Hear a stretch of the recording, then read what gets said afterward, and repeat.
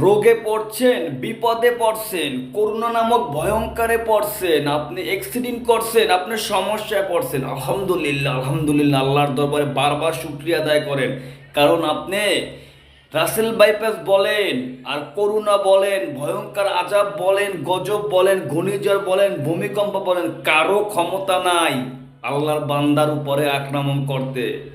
আল্লাহ পাক যখন ওই বান্দারে বলে তখন ওই বান্দার উপরে যাইয়া এই নামক গজব আক্রমণ করে। তাহলে বুঝতে হবে আপনারা আমার মতো জাহান নামের আসামি, যে মৃত্যুর সঙ্গে সঙ্গে জাহান নামে যাব, এই রকমের জাহান নামের আসামির দিকে আল্লাহ পাক তাকিয়ে গজব দিছে। এজন্য হাজারবার শুকরিয়া আদায় করবেন। আর তখনই আল্লাহ ফেরেশতাকে বলবে, এই ফেরেশতা আমার বান্দা কি বলে? ফেরেশতা বলবে, আল্লাহ তোমার বান্দা গজব পাইয়াও শুকরিয়া আদায় করতে আছে। আল্লাহ খুশি হয়ে বলবে, ফেরেশতা দেখ ওই বান্দার কি কি সমস্যা আছে, ওই সমস্যাটা সমাধান করে